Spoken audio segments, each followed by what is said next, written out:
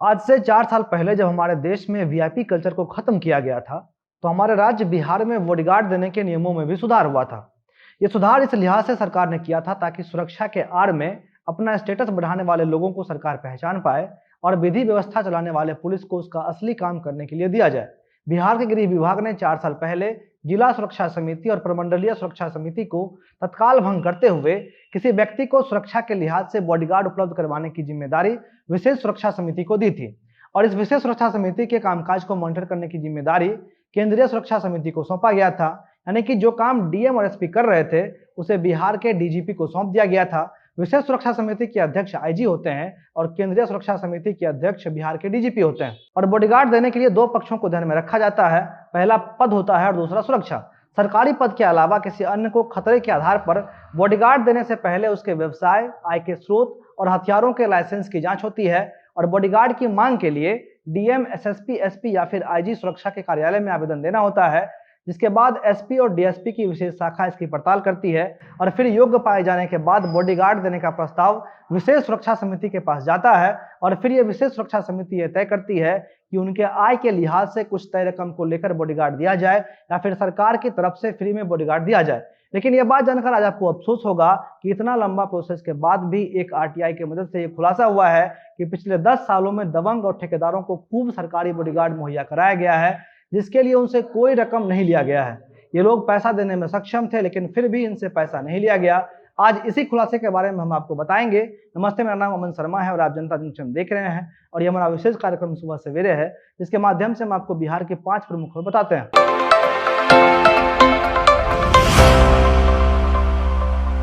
पहली खबर, RTI activist Shiv Prakash Rai ने पिछले साल स्पेशल ब्रांच में एक आरटीआई दायर किया, जिसमें 2010 से लेकर 2020 तक ऐसे लोगों की जानकारी मांगी गई जो ठेकेदार और दबंग थे और बॉडीगार्ड लेने के लिए पैसे देने में सक्षम भी थे, लेकिन उन लोगों ने पैसा नहीं चुकाए।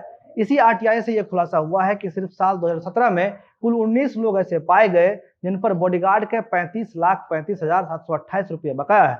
इसके अलावा आरटीआई में इस बात की जानकारी भी मिली है कि गृह विभाग के पास बॉडीगार्ड आवंटन को लेकर कोई विशेष डेटा उपलब्ध नहीं है।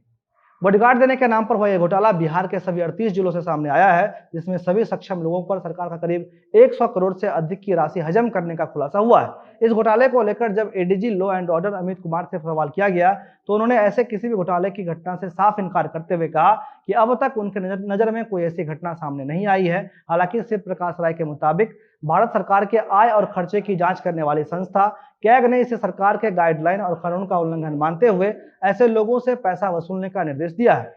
अब दूसरी खबर, कोरोना की वजह से स्कूलों में लटके हुए तालों को खोलने का कवायद सरकार जनवरी से शुरू कर चुकी है। पहले 4 जनवरी को 9वीं से 12वीं तक के बच्चों के लिए स्कूल खोला गया, फिर 8 फरवरी से 6ठी से 8वीं तक के बच्चों के लिए और अब 1 मार्च से 1ली से 5वीं क्लास तक के बच्चों के लिए स्कूल खोलने का आदेश सरकार दे चुकी है। मुख्य सचिव दीपक कुमार की अध्यक्षता में क्राइसिस मैनेजमेंट ग्रुप की बैठक में यह फैसला लिया गया है कि 1 मार्च से कक्षा 1 से लेकर 5वीं तक के राज्य के सभी निजी और सरकारी स्कूलों में कोविड-19 के नियमों को पालन करते हुए स्कूलों को खोला जाएगा। मास्क लगाना और सोशल डिस्टेंसिंग का पालन करना, ये 2 जनरल नियम है जिसे पालन करने के लिए कहा गया है। इसके अलावा सरकार स्कूल खोलने के 15 दिन बाद एक समीक्षा की बैठक करेगी, जिसमें इस बात पर फैसला लिया जाएगा कि स्कूलों को खोलना सही निर्णय है या फिर नहीं। इसके साथ ही फिलहाल ये निर्णय लिया गया है कि अभी खुलने वाला क्लास अपने आधे क्षमता पर ही चलेगा, यानी कि एक दिन में किसी क्लास के मात्र 50% बच्चे उपस्थित रह पाएंगे और बाकी बच्चे 50% बच्चे अगले दिन क्लास करने के लिए जाएंगे।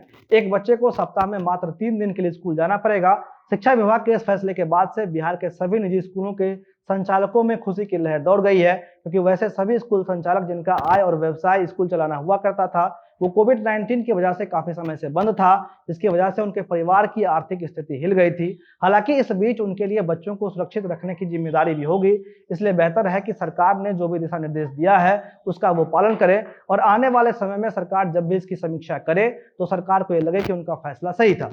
अब तीसरी खबर, ये खबर भी बिहार में शिक्षा के लिहाज से काफी महत्वपूर्ण है। बिहार सरकार ने यह फैसला लिया है कि 1 से 8 तक के बच्चों को जिनकी पढ़ाई कोरोना की वजह से पूरी नहीं हो पाई, उन्हें सरकार अगले क्लास में प्रमोट कर देगी। कोविड-19 की वजह से होने वाले पढ़ाई में नुकसान की वजह से बिहार के शिक्षा विभाग ने इन बच्चों को बिना परीक्षा दिए प्रमोट करने का फैसला लिया है। यह प्रमोशन 2020-21 सत्र के बच्चों के लिए लागू होगा। बिहार के शिक्षा विभाग ने ट्वीट करके इसकी जानकारी दी है। बिहार के एजुकेशन डिपार्टमेंट ने लिखा है, कोरोना संकट में बंद कक्षाओं के कारण बच्चों को नहीं होगी कोई भी परेशानी। सत्र 2020-21 के लिए कक्षा 1 से 8 तक के बच्चों को बिना परीक्षा ही अगली कक्षा में प्रोन्नति दी जाएगी और कैचअप कोर्स द्वारा बंद कक्षाओं की पूर्ति की जाएगी।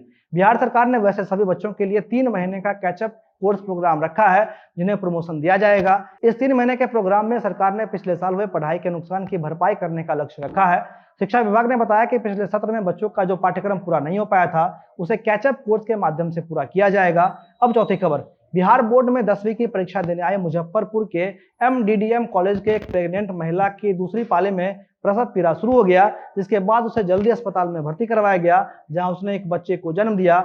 यह मामला शुक्रवार का है, जब दूसरी पाली की परीक्षा में शामिल होने आई शांति देवी 1 घंटे परीक्षा लिखने के बाद अचानक प्रसव पीड़ा से तड़पने लगी। इसके बाद उसके परीक्षा केंद्र के अधीक्षक ने उसे अलग कमरे में लिटा दिया और फिर इसकी जानकारी जिला के शिक्षा अधिकारी को दी गई और फिर उनके निर्देश पर शांति देवी को अस्पताल में भर्ती करवाया गया, जहां देर शाम उन्होंने एक बेटे को जन्म दिया। शांति देवी के पति के मुताबिक मां और बेटे दोनों ठीक हैं। अब चूंकि परीक्षा देने के बीच उन्हें पुत्र रत्न की प्राप्ति हुई थी, इसलिए उन्होंने अपने बेटे का नाम इम्तिहान रखा है। अब अंतिम और 5वीं खबर, प्रधानमंत्री मोदी की अध्यक्षता में आयोजित हुई नीति आयोग के गवर्निंग काउंसिल की 6ठी बैठक में बिहार के मुख्यमंत्री भी शामिल हुए। इस मीटिंग में आमतौर पर हर राज्य के मुख्यमंत्री और केंद्र शासित प्रदेश के उपराज्यपाल और प्रशासक शामिल होते हैं और हर राज्य और केंद्र शासित प्रदेश में आने वाले समय में विकास के लिहाज से होने वाले फैसले पर इसमें बात होती है।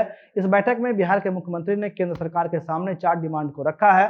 पहला यह कि बिहार को उड़ीसा में एक अलग बंदरगाह मिले, जिससे बिहार के सामानों को उड़ीसा भेजने में सहयोग हो। हालांकि ये मांग बिहार सरकार लगातार पिछले 10 सालों से कर रही है, लेकिन अब तक इस पर स्वीकृति नहीं मिल पाई है। दूसरा डिमांड यह है कि केंद्र सरकार पूरे देश के लिए बिजली के कीमत को तय करे, यानी कि बिजली के लिए 1 नेशन और 1 रेट का फॉर्मूला केंद्र सरकार लाए। तीसरा डिमांड था कि बिहार के क्रेडिट और डिपॉजिट के अनुपात को बढ़ाना। बिहार के बैंक में करीब 3.75 लाख करोड़ रुपया जमा होता है, लेकिन मात्र 1.35 लाख करोड़ रुपया ही बैंक लोन पर दे पाती है, जिससे बैंकों का इनकम घटता है। और चौथा यह कि बिहार में इथेनॉल के उत्पादन को मंजूरी मिल गई है, जो लगातार 14 वर्षों से टल रहा था। इसलिए अब गन्ना के रस से इथेनॉल का उत्पादन सरकार करेगी, जिसका इस्तेमाल गाड़ियों में वैकल्पिक ईंधन के तौर पर होगा। आज इतना ही, धन्यवाद।